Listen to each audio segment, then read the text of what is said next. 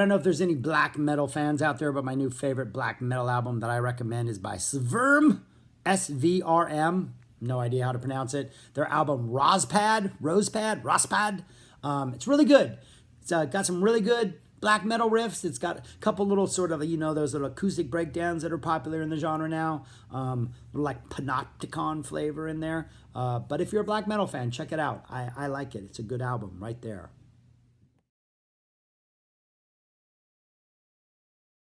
Hello, everybody. My name is Shaggy, the opinionated hippie, and I am now currently ranking and reviewing every single Frank Zappa release released after he passed in December of '93, and we are currently on number 53, Understanding America.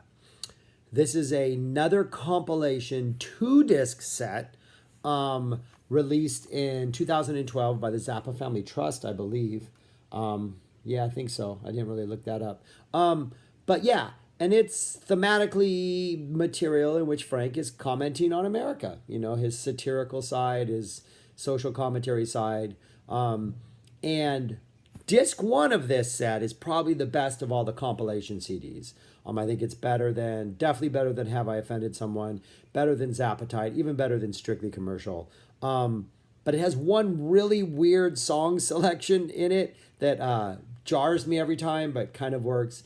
Disc 2 of this is much rougher than disc 1, but disc 2 contains the only previously unreleased track. It's a previously released track, but in a much, much longer version, like a twice as long version. And we're going to talk about that right now. So that song is Porn Wars Deluxe.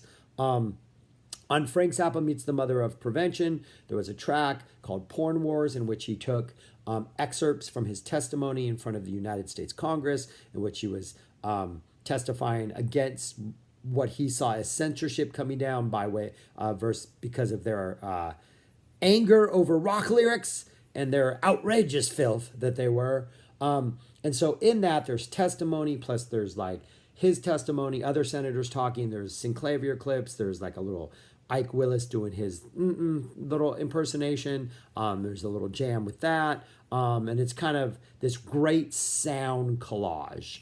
Reminds me of Negative Land, if you ever heard Negative Land, like the 80s, early 90s. This is the 25-minute version. It has some new spoken testimonial pieces that weren't released before. It's got some new Sinclair stuff, but it also has previously released Frank Zappa songs inserted in there that almost were like punchlines or jokes. And I don't want to give them away because part of the joy of it was listening to it for the first time and seeing how these other songs that we're all familiar with, if you're familiar with Zappa, were inserted into this longer piece. I'm going to give away the first one because it gets me every time, and I think it's a great use of it. And this is what the rest of the 23 minutes is like after this part's over. So in the beginning, both of them start with testimony in which Senator Hollings, one of the United States senators, is the one who comments like, maybe I'd make a good rock star. And he's like, this is outrageous filth. That outrageous filth sample that's used on Make a Jazz Noise here. So you get that spoken word part, and then that normally goes into this crazy little Sinclair thing where there's voices layered over it, and it's really kind of chaotic and crazy. Instead, it goes into Bow Tie Daddy, which is like, bow tie daddy, don't you blow your top. Everything's under control. But it's a great commentary on the testimony we just heard, even though Bow Tie Daddy was written, almost 20 years before that. So it's things like that are inserted in that flesh out it to 25 minutes. It's a great listen. It's worth finding and checking out, even if you don't get the rest of this CD, the rest of this 2 CDs. So that is why I recommend this, is to hear that only. Other than that, again, disc 1 is much better. It feels like Mother Mania, at least the first part of this, because it's mostly tracks from like Freak Out, Absolutely Free, Money, but in different orders, slightly remixed from the original version. But you get them in different order, so there's that jarring thing of you're used to this coming on, but it doesn't, but it all works because it kind of sounds the same. Except for one that stands out, sounds nothing like them, but conceptually is linked to them. So this is disc 1, phenomenal disc. Hungry Freaks Daddy, Plastic People, Mom and Dad, It Can't Happen Here, Who Are the Brain Police, Who Needs the Peace Corps, Brown Shoes Don't Make It, Concentration Moon, Trouble Every Day, You're Probably Wondering Why I'm Here. 10 phenomenal songs. Not, and in order you're completely not used to it. And it's fun to listen to it, especially if you're familiar with their early albums, because you kind of anticipate what's coming next, and of course it doesn't. Then we get We're Turning Again from what, 83, 84, 85. I'm not sure when that was finally released. I forget. Kind of jarring at first because it sounds nothing like what we've been listening to, but it's about the 60s and it references all of these musicians who were contemporaries to Frank back when he was making that earlier music. So in that way, it kind of works. But I think the interesting thing is because this song is like almost 5 minutes long, by the end of that 5 minutes, you're kind of realizing how much weaker it is than like this early Frank material. The Frank stuff is, other than Brown Shoes Don't Make It, which is this colossal suite of just magnificence. The songs are much shorter and don't need 5 minutes in order to pack as hard of a wallop.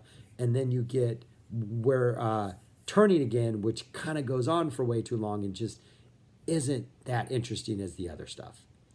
But then after that, we jump ahead to Road Ladies, which again even sounds better than We're Turning Again because it's got that bluesy feel. Then we get a What Kind of Girl Do You Think We Are? Then we make this huge leap into Camarillo Brillo. We get a Finder Finer. Unfortunately, we then get a Dynamo Hum, which it's interesting that they consider that Frank commentating on America.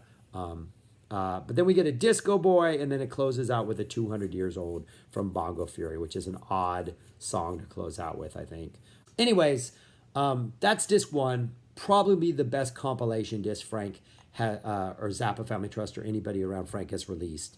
But unfortunately, Understanding America has an entire second disc, which, while it has some good songs, has some really strange choices.